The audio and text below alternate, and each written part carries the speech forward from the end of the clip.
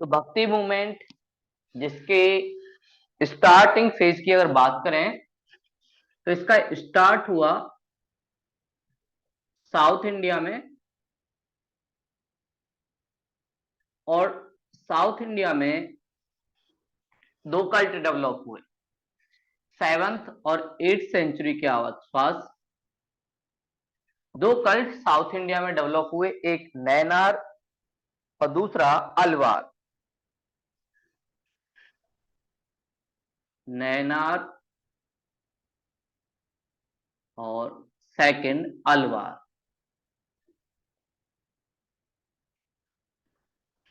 ये दो cult south India में डेवलप हुए 7 to 8 सेंचुरी में। नैनार का मतलब ऐसा कल्ट जो सैविज्म को मानता था या शिव की पूजा करता था। सैविज्म को मानने वाला ये नैनार संत थे। और अलवार मतलब जो वैष्णव या कृष्ण की पूजा करने वाला, तो जो विष्णु या वैष्णव को मानने वाला था वो अलवार कहलाया। और इसे समझने के लिए आप समझ सकते हो, नैनार जो हमारे शिव जी हैं उनकी एक तीसरी नेत्री भी होती है और उसी से नैनार मां पार्वती को जोड़ा जाता है। अलवार, अलवर एक प्लेस राजस्थान के आसपास, और विष्णु या कृष्ण का जन्म भी नॉर्थ इंडिया के आसपास हुआ। तो इनका ओरिजिन हुआ और इन्होंने दो कल्ट का विकास किया और भक्ति मूवमेंट का स्टार्टिंग फेज हुआ।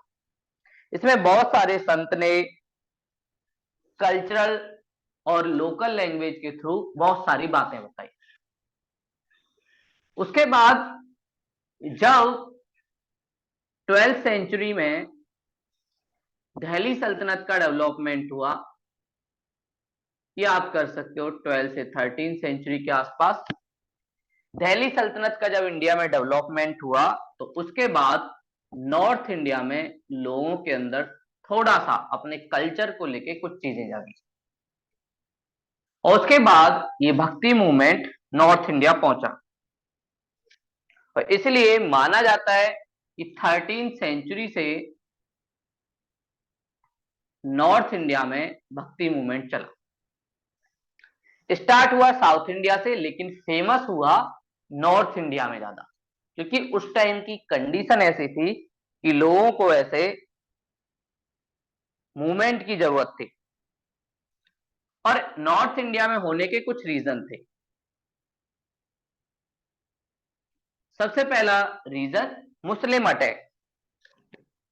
जब मुस्लिम अटैक हुए तो उस अटैक में कई बार जो टेंपल थे उन पे भी अटैक हुए, कई बार बहुत सारे सिविलियन की डेथ भी हुई। तो मुस्लिम अटैक के कारण लोगों के अंदर अपने कल्चर को, अपनी आइडेंटिटी को बचाने की बात सामने आई। इस वजह से कहीं ना कहीं ये मूवमेंट हुआ। दूसरा रीजन वर्ना सिस्टम। वर्ना सिस्टम जो काफी ज्यादा रिजिड हो गया था, इस वर्ना सिस्टम की रिजिडनेस ने भी हमारे देश के अंदर भक्ति मूवमेंट को डेवलप किया। और इस भक्ति मूवमेंट ने इन वर्ना सिस्टम की बेड़ियों को तोड़कर भक्ति को सबके लिए अवेलेबल करा दिया कि भाई आप लोग अपने घर में बैठ के आराम से भजन ध्यान कर सकते हो, कोई दिक्कत नहीं है। मतलब स्पिरिचुअलिटी के जो गेट थे वो उनके लिए भी खोल दिया, वो भी अध्यात्म कर सकते थे। खासकर लोअर क्लास, साथ में वुमेन, इनको काफी ज्यादा डिस्क्रिमिनेट किया जाता। तो इन लोगों ने भी कहीं ना कहीं भक्ति मूवमेंट को डेवलप करने में हेल्प की। इसके अलावा दिल्ली सल्तनत के साथ ही इंडिया में थर्ड सिविलाइजेशन का डेवलपमेंट हुआ। थर्ड सिविलाइजेशन के साथ कुछ नई चीजें आई और इस थर्ड सिविलाइजेशन ने नई टेक्नोलॉजी, नए हाउस डेवलपमेंट, कुछ नई नई चीजों का डेवलपमेंट किया। मस्जिद, साथ में कुतुब मीनार, ये सब नई चीजें हुई। ट्रेड भी डेवलप हुआ और ये सारी जब चीजें हुई तो लोगों की इकोनॉमिक कंडीशन इंप्रूव हुई। और जब इंसान की इकोनॉमिक कंडीशन इंप्रूव होती है तो पहले वो सोचता है कपड़ा रोटी मकान मिल जाए, उसके बाद थोड़ा सा आगे की इच्छा करता है, अध्यात्म की, स्पिरिचुअलिटी की या मोक्ष की। तो जब ये स्पिरिचुअलिटी की बात करेगा तो उसके बाद भक्ति मूवमेंट आएगा। मतलब इनको अब कपड़ा रोटी मकान से कुछ आगे का चीज चाहिए और उसके लिए जरूरी है कि आप अध्यात्म के रास्ते पे जाओ। तो उसी रास्ते पे ये लोग जाते हैं। तो यहां से आप कह सकते हो भक्ति मूवमेंट का ओरिजिन हुआ। पहला रीजन मुस्लिम अटैक, दूसरा रीजन वर्ना सिस्टम की रिजिडनेस और third reason third civilization India में डेवलप हुई और थर्ड सिविलाइजेशन की वजह से इकोनॉमिक डेवलपमेंट हुआ। और भक्ति मूवमेंट के ये तो रीजन थे कैसे डेवलप हुआ। अगली बात कुछ इंपॉर्टेंट फीचर्स, मतलब क्या क्या चीजें इसमें हुई। ऐसा क्या हुआ कि भक्ति मूवमेंट ने हमारी सोसाइटी पे बड़ा इम्पैक्ट डाला और आज भी इन संतों को याद किया जाता है, चाहे रहीम दास हो या कबीर दास हो या तुलसीदास। इन सबको हम लोग क्यों याद करते हैं, तो ऐसा क्या इन लोगों ने दिया। सबसे पहली बात, जितने भी संत थे ये सब लोग गॉड की यूनिटी में विश्वास करते थे। मतलब बोलते थे गॉड एक है और गॉड सब जगह, भगवान सब जगह आपको मिल सकते हैं। और इन लोगों ने गॉड के प्रति, ईश्वर के प्रति काफी ज्यादा प्रेम दिखाया, फेथ दिखाई, भरोसा दिखाया कि हाँ वो हमारे पास आएगा। साथ में इन्होंने एक ट्रेडिशन जिसे कहते हैं गुरु परंपरा, इस भक्ति मूवमेंट के टाइम बहुत सारे लोगों ने अपने गुरु बनाए और उनके थ्रू ज्ञान लिया अध्यात्म की दुनिया का। तो इससे गुरु परंपरा या ट्रेडिशन फिर से इंडिया में चला कि भाई गुरु ऐसा वो है जो हमें रास्ता दिखाता है। साथ में सभी संतों ने अपने हार्ट की क्लीनलीनेस, मतलब हम लोग ना बेकार विचार लाएंगे, थॉट लाएंगे, तो हार्ट जो हमारा है वो क्लीन रहे, इस पे भी बात की, मन की स्वच्छता की बात। ये सारी बातें भक्ति मूवमेंट के संत करते हैं। साथ में ह्यूमैनिटी, कि भाई सबकी भलाई में हमारी भलाई है, तो जितना तुमसे हो सके उतना किसी को दो। कबीरदास भी कहेंगे कि साईं इतना दीजिए जामे कुटुंब समाए और मैं भी भूखा ना रहूं साधु ना भूखा जाए। तो ये सारी चीजें क्या है, ह्यूमैनिटी की बात है कि मुझे इतना धन भी नहीं चाहिए कि मेरे पास ज्यादा हो, लेकिन इतना कम भी मत देना कि मेरा और कोई मेरे दर पे आए तो उसका पेट ना भरे। यही ह्यूमैनिटी की बात है कि जब तुम्हारे पास एक्स्ट्रा हो जाए तो आप उसे समाज के लिए अवेलेबल करा दो। ये सारी बातें कहीं ना कहीं संत जो हैं वो कर रहे हैं। साथ में इन्होंने उस टाइम भारत में मौजूद कास्ट सिस्टम उसको तोड़ा कि भाई कास्ट सिस्टम कुछ नहीं होता। साथ में लोअर और अपर कास्ट के बीच जो गैप था, क्लास के बीच, ये लोअर क्लास ये अपर क्लास, तो इसके जितने भी संत थे बहुत सारे लोग लोअर क्लास के थे, जैसे कबीरदास जी जुलाह का काम करते थे, तुलसीदास जी काफी गरीब फैमिली से थे। तो ये जो गैप है इसको भी फिल करने की बात की, और इन्होंने जो हमारी लोकल लैंग्वेज हैं उनको भी इंप्रूव किया। इन संतों के ज्यादातर जो थॉट हैं वो लोकल लैंग्वेज में आएंगे। ये लोग एलिट क्लब की लैंग्वेज का यूज नहीं करेंगे। उस टाइम एलिट क्लब की लैंग्वेज थी संस्कृत, लेकिन ये लोग अवधी,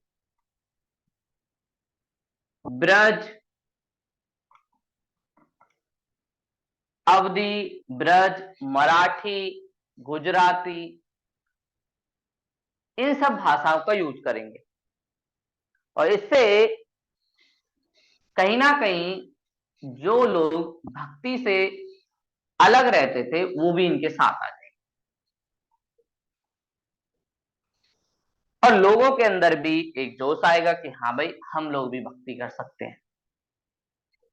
तो भक्ति मूवमेंट ने इंडिया में एक नया चैप्टर स्टार्ट किया, कैसे हम अपनी स्पिरिचुअलिटी की दुनिया को पा सकते हैं। शुरुआत बेशक साउथ इंडिया से हुई 7 to 8 सेंचुरी में, लेकिन 13 सेंचुरी दिल्ली सल्तनत के आसपास ये भक्ति मूवमेंट काफी अच्छा चला इंडिया के अंदर। और हमने देखा कि भाई इसके रीजन क्या है, तो मुस्लिम अटैक, वर्ना सिस्टम की रिजिडनेस, थर्ड सिविलाइजेशन, और इसके फीचर, सभी संत एक गॉड में बिलीव करते हैं, भरोसा है ईश्वर के ऊपर, गुरु परंपरा चलती है, हार्ट के क्लीननेस, मन की क्लीननेस की बात करते हैं, ह्यूमैनिटी की बात कर रहे हैं, और कास्ट सिस्टम को और लोअर और अपर क्लास के बीच गैप जो है उसको तोड़ने की, और लोकल लैंग्वेज का यूज करते हैं। ये इनके इंपोर्टेंट फीचर्स हैं। अब हम बात करें कुछ इंपोर्टेंट संत, भक्ति मूवमेंट में कुछ इंपोर्टेंट संत हुए जो कुछ बातें हमें बता के गए, और जिन्होंने डिफरेंट डिफरेंट कल्ट को डेवलप किया। पहले ऐसे संत जो साउथ इंडिया से जन्मे, जिनका नाम था शंकराचार्य। तो फेमस संत जिनमें से एक है शंकराचार्य। ये काफी ज्यादा फेमस है। शंकराचार्य साउथ इंडिया से आते हैं और 8th सेंचुरी के आसपास टाइम पीरियड इनका रहता है। ये काफी कम उम्र में सन्यास की दुनिया में निकल जाते हैं, और ये जहां पर इनका बर्थ हुआ केरल, केरल से अपनी मां की आशीर्वाद को लेके 8 जब इनकी एज होती है तब से ही सन्यासी के रूप में बन जाते हैं। और फिर उसके बाद ये अपने ज्ञान की प्राप्ति के लिए, विजडम के लिए अपना गुरु खोजते रहते हैं, हर जगह जाते हैं, केदारनाथ, काशी, बनारस, हर जो फेमस तीर्थ स्थल है वहां पर शंकर जी पहुंचते हैं। धीरे धीरे शंकर जी को ज्ञान होता है, इनलाइटमेंट आती है, और फिर ये हिंदू धर्म को बचाने के लिए 4 मठ जो काफी ज्यादा इंपॉर्टेंट हैं, 4 मठास को एस्टेब्लिश करते हैं। और ये मठ अलग अलग डायरेक्शन है, और जिन्हें हिंदू के लिए काफी पवित्र माना जाता है। उत्तर में, उत्तराखंड में बद्रीनाथ को ये एस्टेब्लिश करवाएंगे।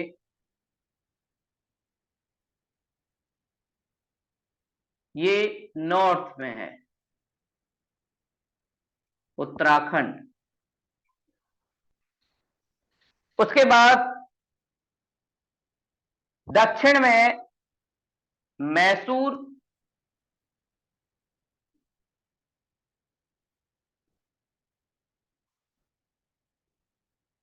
साउथ इंडिया में स्टेब्लिश करवाएंगे। वेस्ट में द्वारिका, गुजरात।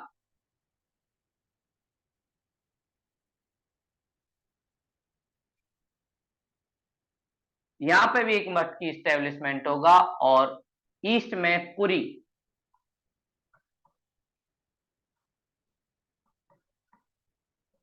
जो उड़ीसा में है। ऐसे ये चार मठ, बद्रीनाथ में जो मठ है उसको कहते हैं ज्योतिष।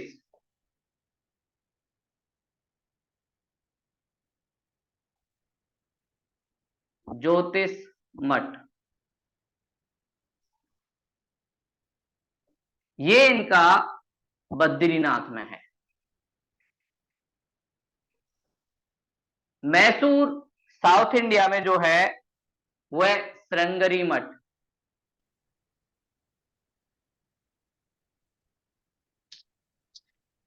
ये आपको साउथ इंडिया में मैसूर में मिलेगा।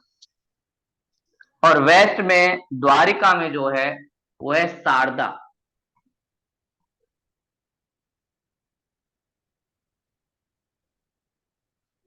सबसे लास्ट जो ईस्ट में हमें दिखता है वो है गोवर्धन।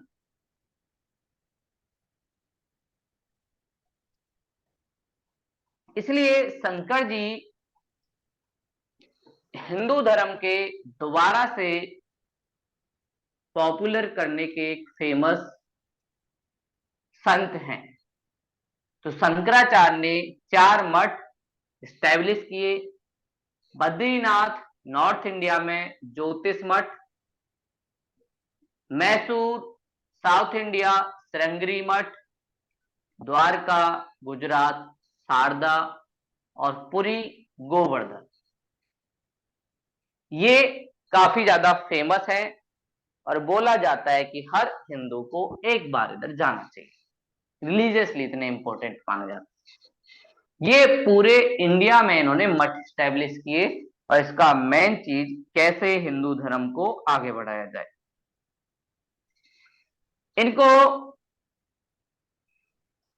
फ्रंटियर बुद्ध भी कहा जाता है। फ्रंटियर बुद्धा।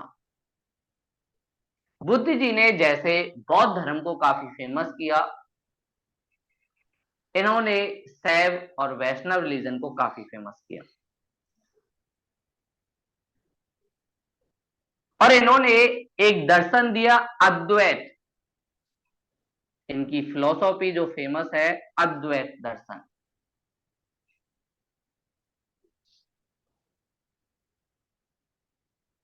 इसका मतलब क्या था? देखो, सबका अलग अलग मानना है कि हम लोग एज अ ह्यूमन बीइंग दो चीजें हैं।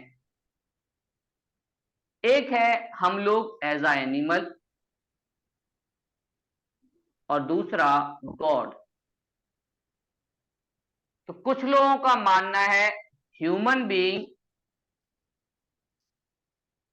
और गॉड में डिफरेंस है, मतलब ये दोनों चीजें अलग अलग हैं, द्वैत है। लेकिन शंकर जी कहते हैं हमारी आत्मा और गॉड की आत्मा में कोई डिफरेंस नहीं है, अद्वैत। हम लोग पहचान ही नहीं पाए। और पहचान ना पाने का रीजन है अज्ञान। हमारे पास ज्ञान नहीं है। अज्ञान होने की वजह से हम गॉड को अपने से अलग समझते हैं। इसलिए इनका फिलॉसफी मानता है कि ये दुनिया रियल नहीं है, फेक है, और रियल सिर्फ एक है, वो है गॉड, जिससे हमें मिलना चाहिए लेकिन हम नहीं मिल पाए। उसका रीजन है अज्ञान। हमारे पास नॉलेज नहीं है, इस वजह से हम नहीं मिल पाए। ये इनकी फिलॉसफी है। अरुण जी एक बार माइक म्यूट कर लेना। तो ये इनकी फिलॉसफी आपको दिखेगी अद्वैतवाद की।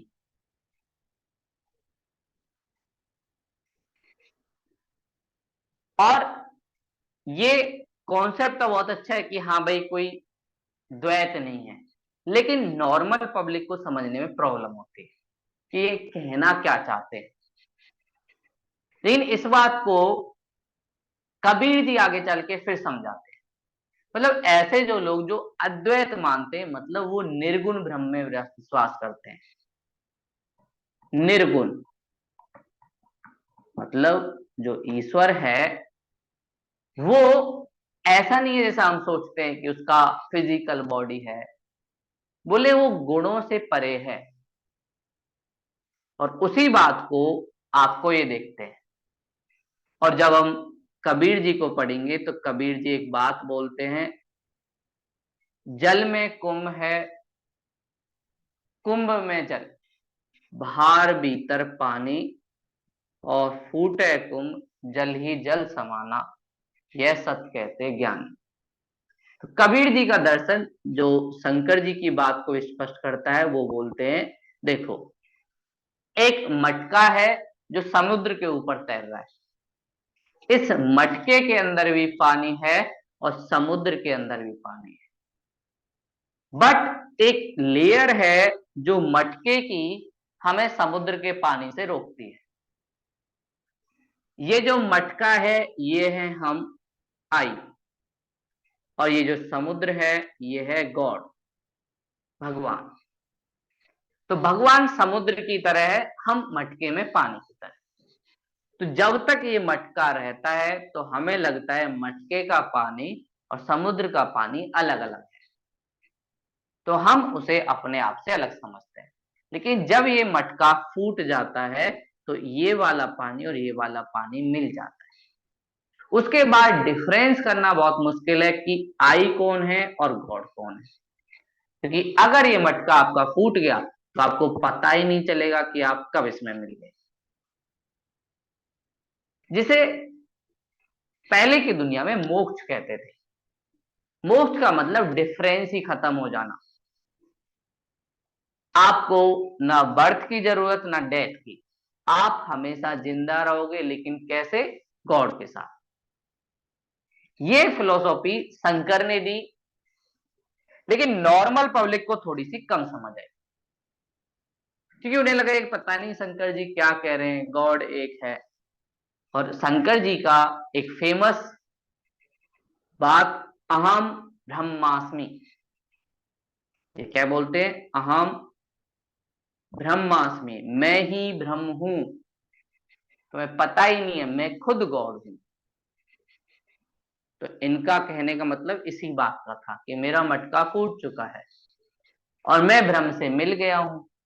तो मैं ही ब्रह्म हो गया ना, अब बचा कहां मैं नहीं है, सिर्फ ब्रह्म ब्रह्म है। गॉड गॉड है सब जगह, मैं हूं ही नहीं। ये सारी चीजें शंकर जी कहते हैं। और इसके लिए इन्होंने अपने लोगों में इस फिलॉसफी को बढ़ाने के लिए एक कल्ट का डेवलपमेंट किया, जिसका नाम था स्मृति कल्ट।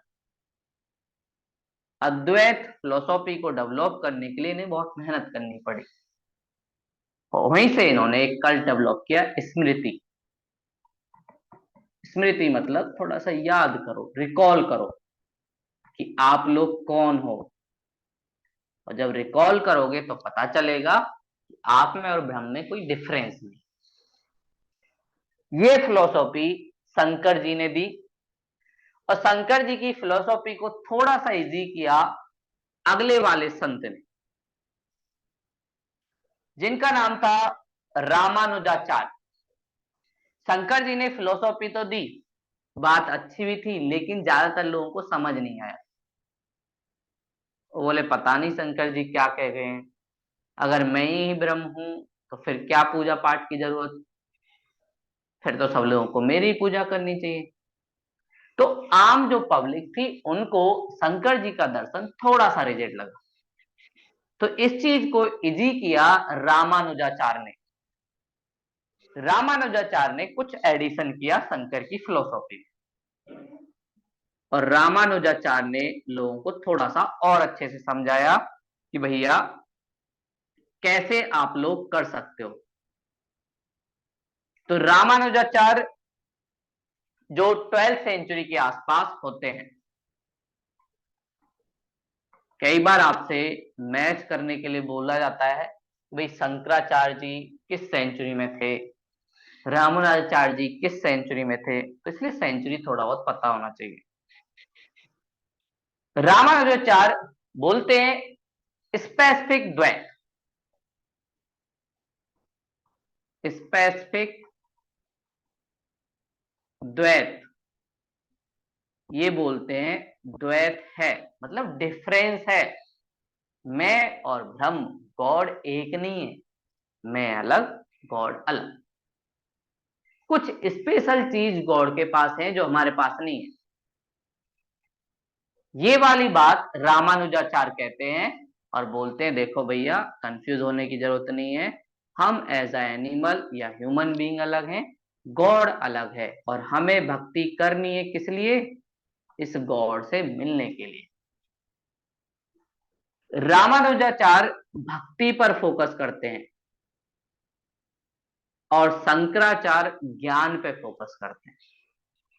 शंकराचार्य जो बोलते हैं भक्ति वक्ति करके कुछ फायदा नहीं है, ज्ञान अपने अंदर डालो और ज्ञान से पता करो तुम और गॉड अलग हो या नहीं। लेकिन ये बोलते हैं भक्ति करो, भक्ति करोगे तो धीरे धीरे आप गॉड से मिल जाओगे। और रामानुजाचार्य कहते हैं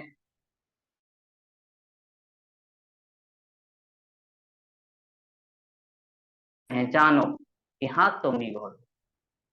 तो ये भक्ति की बात गॉड से मिलने के लिए रामानुजाचार्य ने की, और ये बात लोगों को आसानी से समझ आई। तो इन्होंने पूछा क्या करना होगा, रामानुजाचार्य जी बोले कीर्तन भजन करो, जपा करो भगवान को।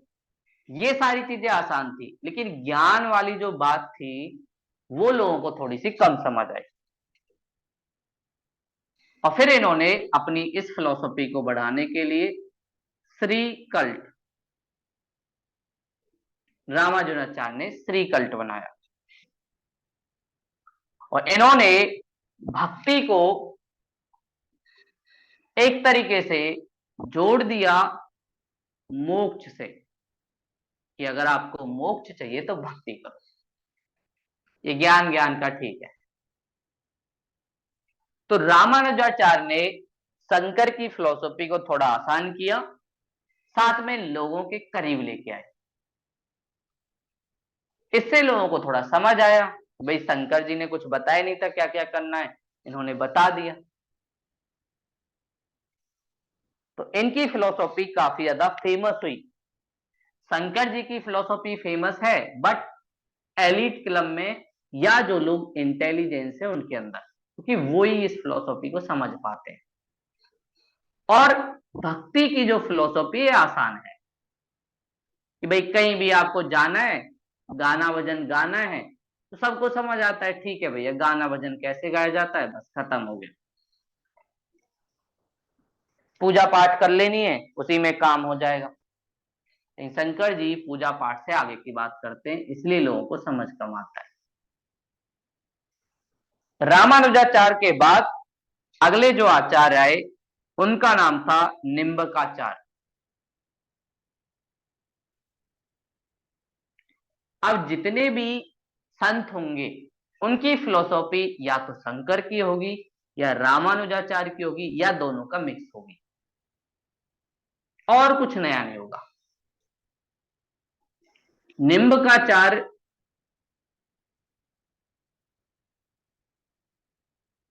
ये भी उन दोनों की बातों को ये एक मिक्सचर कॉन्सेप्ट देंगे, द्वैता द्वैतवाद। मतलब ये कहेंगे द्वैत है, बट अगली बात में बोलेंगे अद्वैत भी है। मतलब दोनों की फिलोसॉफी को मिक्स। द्वैता अद्वैतवाद मतलब बोलेंगे दोनों में डिफरेंस भी है, बट दोनों में डिफरेंस।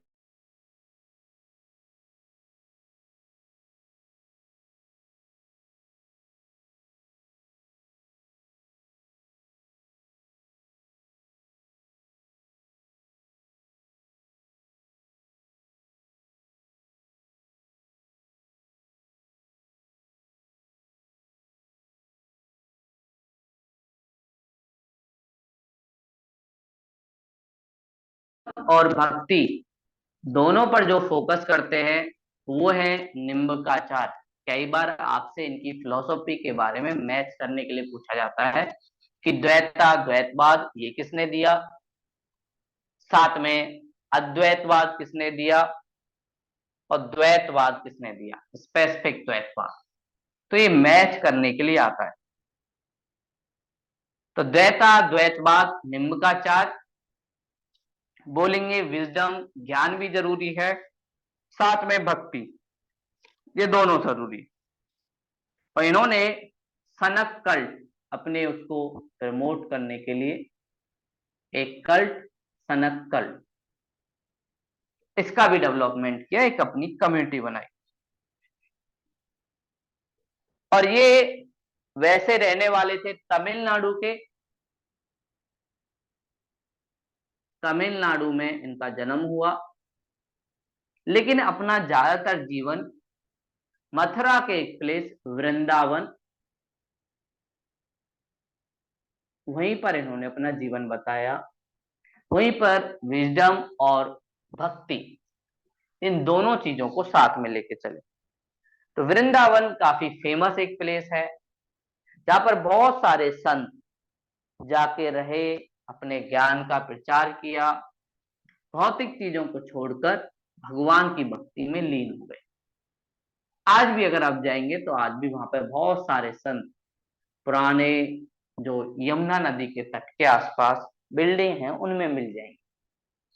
तो बहुत सारे सूरदास, बहुत सारे निम्बकाचार वहां पे अभी भी रहते हैं। तो ऐसे प्लेसों में, या आप काशी जाएंगे वहां पे भी बहुत मिलेंगे।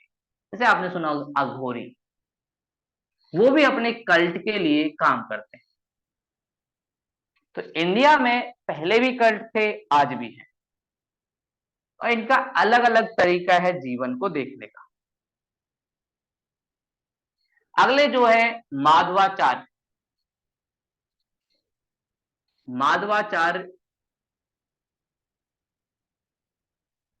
थोड़ा सा और ऐड करेंगे, लेकिन बेसिक फिलोसॉफी वही रहेगी। ये बोलेंगे द्वैतवाद वही फिलोसॉफी जो रामानुजन ने की थी, द्वैतवाद। बस डिफरेंस यही है, इस द्वैतवाद के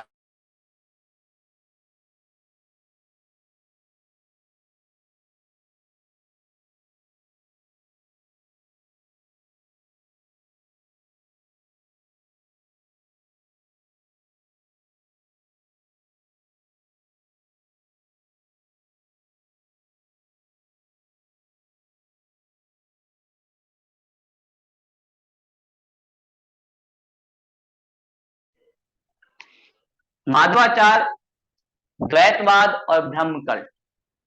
देखो इंडियन कल्चर में हमेशा एक चीज रही है कि अगर आपको दूसरे को अपनी बात को मनवाना है तो आप अपने नॉलेज के थ्रू ये प्रूफ करो कि दूसरे की बात गलत है।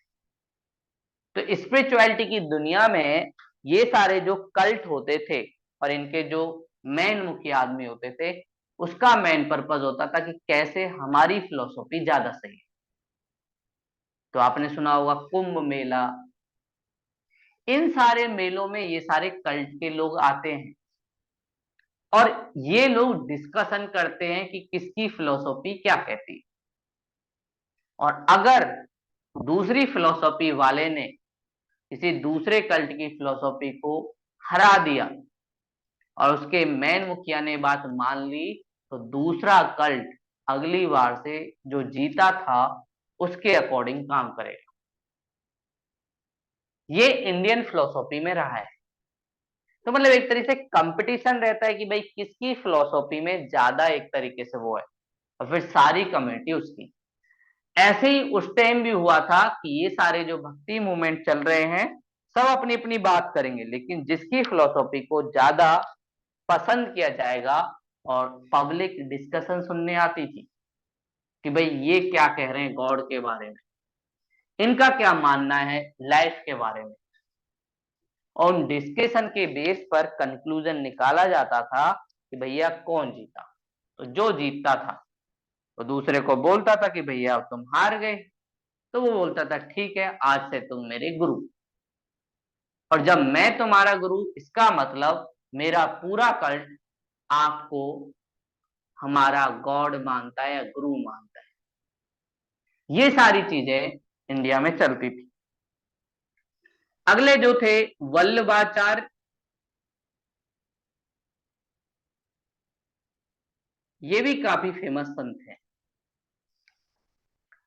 वल्लभाचार्य शुद्धाद्वैत दर्शन, बोलेंगे प्योर द्वैत है, डिफरेंस है शुद्धा द्वैत,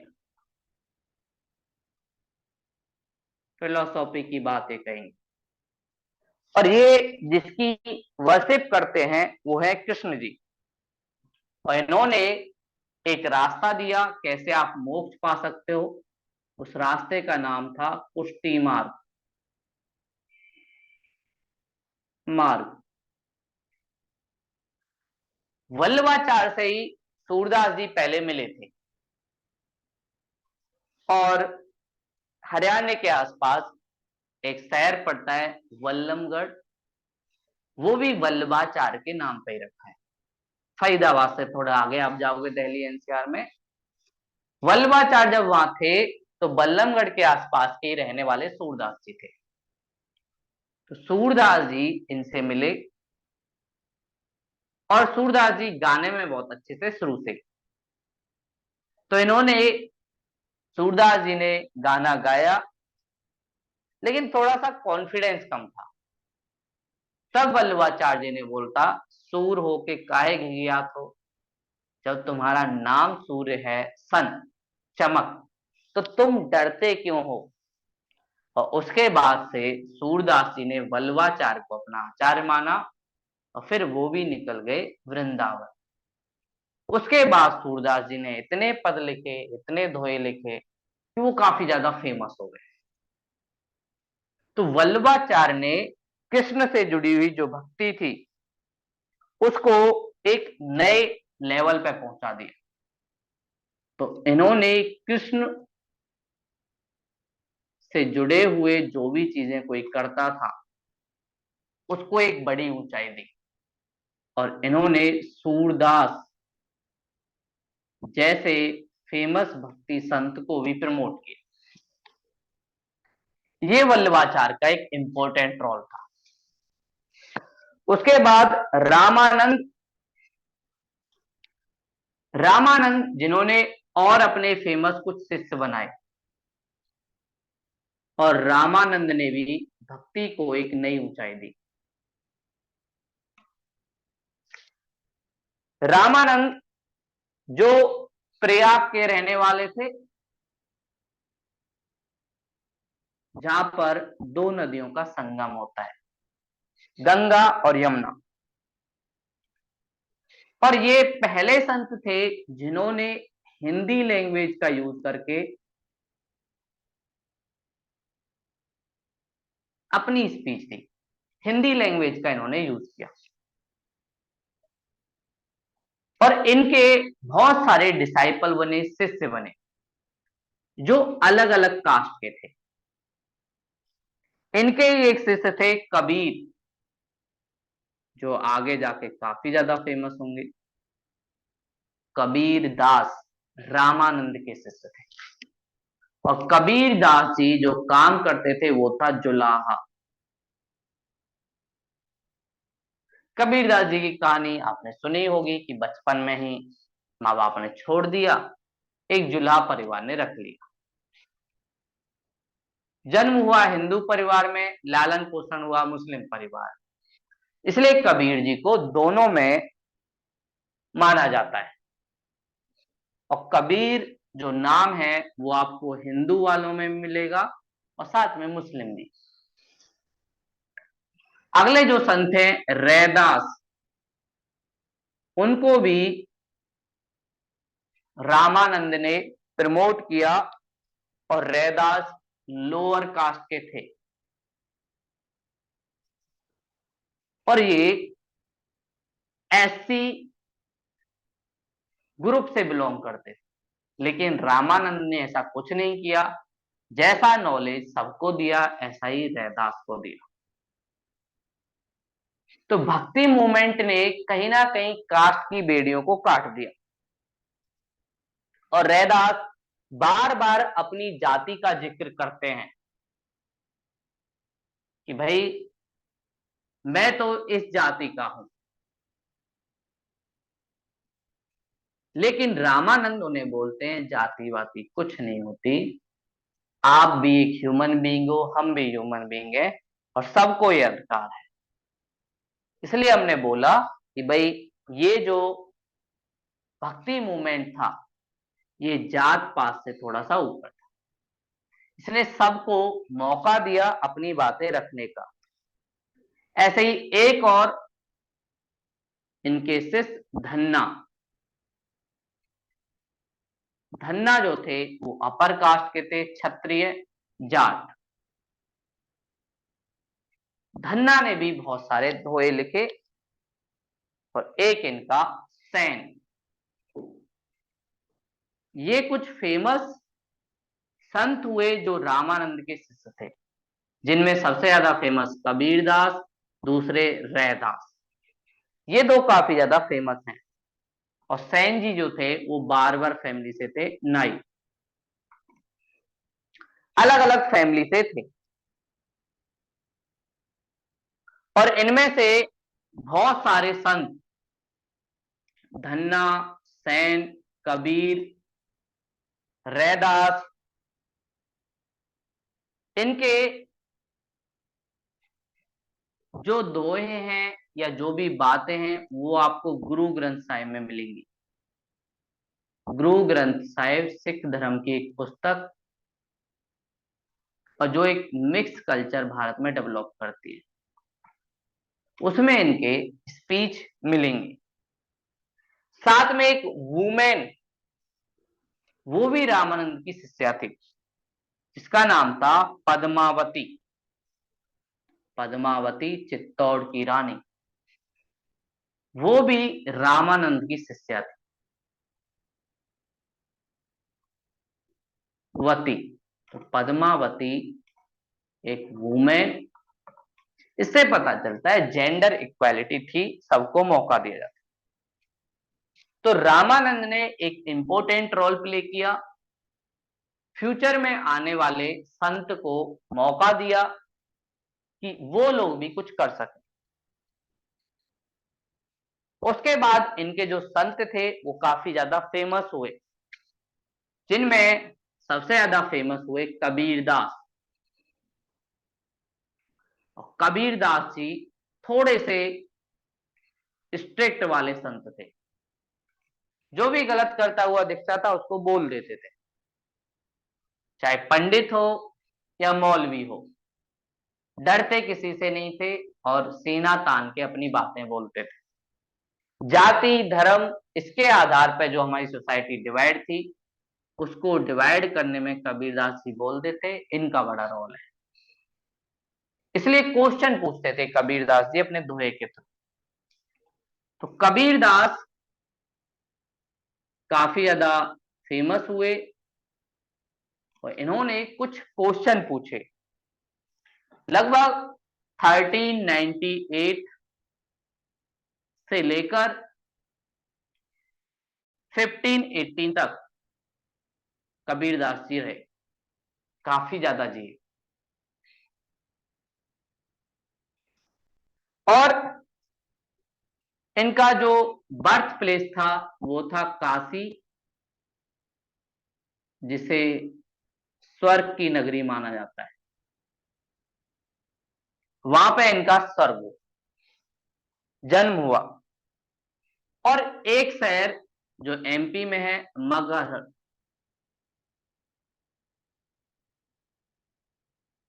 ये रहने वाले काशी के थे।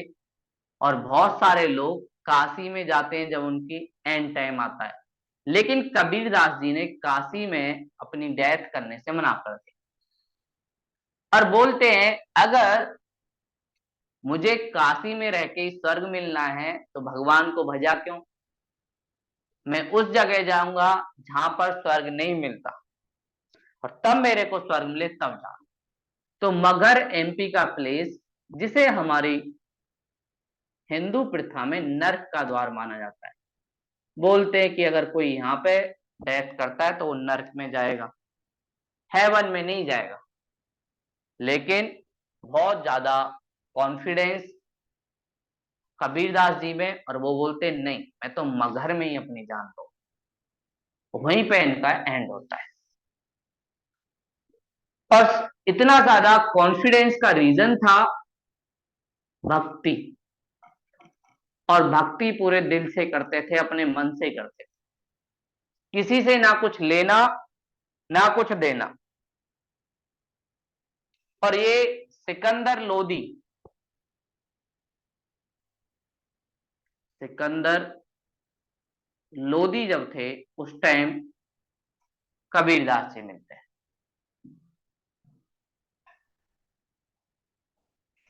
और इन्होंने निर्गुण ब्रह्म, वही शंकर वाला, उसकी उपासना की और बोलते हैं निर्गुण राम जपो रे भाई। ऐसे राम को जपो जो अयोध्या का नहीं है, ऐसे राम को जपो जो किसी का बेटा नहीं है, निर्गुण है। वो किसी का ना बेटा है, किसी का भाई है, ना किसी का पति है। मेरा ये राम तो निर्गुण है, बिना गुण वाले। ये सारी बातें कबीर जी कहते हैं।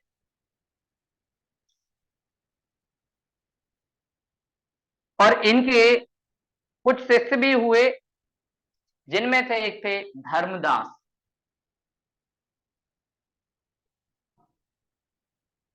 और एक शिष्य जो इनके हुए भागुदास। कबीर जी को लिखना नहीं आता था, लेकिन उनकी सारी बातें उनके शिष्य ने लिख दी। और उनका जो बातें कही, उनका जो कलेक्शन किया गया, उसी को कहते हैं बीजक। कबीर की वाणी का पूरा जो दोहे हैं वो बीजक में मिलते हैं। तो आपसे कई बार पूछा जा सकता है कि बीजक रिलेटेड टू विच संत, तो बीजक रिलेटेड है कबीरदास। कबीरदास की जितनी भी फिलॉसफी है वो आपको पूरी बीजक में मिलती है। कबीरदास जी ने जो भी बातें बोली, किसी को सुनाया, ब्राह्मण को सुनाया या मुस्लिम को सुनाया कि काकर पाथर जोड़ के मस्जिद ली बनाए, ये सारी बातें कबीरदास जी बोलते रहे।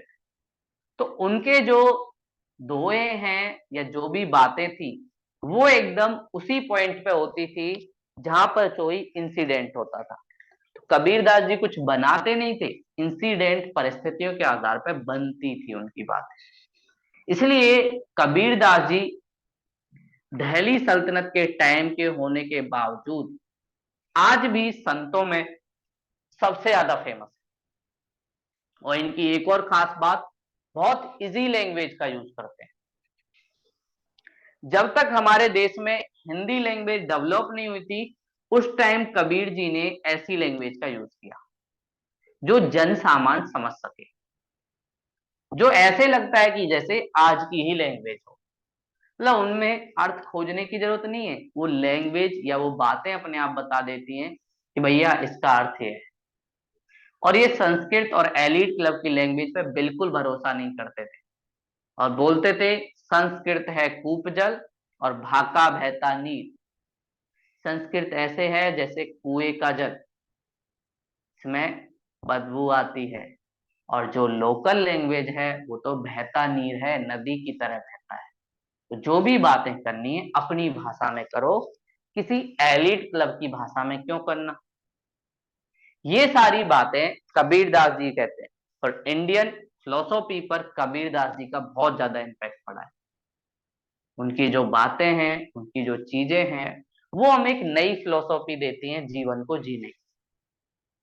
बहुत सारे लोग कबीरदास जी के कल्ट में काम करते हैं, और अब तो कबीर या बीजक इसी को वो अपना कल्ट मानते हैं, इसी के बेस पे सारे काम करते हैं। तो ये हमने कुछ संतों के बारे में जाना, अभी कुछ संत और बचे हैं। कल हम मुगल काल का स्टार्टिंग करेंगे, और साथ में कुछ संत और हैं, जैसे बंगाल में चैतन्य महाप्रभु, फिर उसके बाद असम में शंकर देव, फिर उसके बाद महाराष्ट्र में कुछ हैं तुकाराम, ये सब। दो तीन है, मतलब 15-20 मिनट का और है। उसके बाद हम मुगल काल में एंट्री कर जाएंगे। तो आज की क्लास यहीं तक थी। अगर कोई डाउट हो तो आप लोग पूछ सकते हो।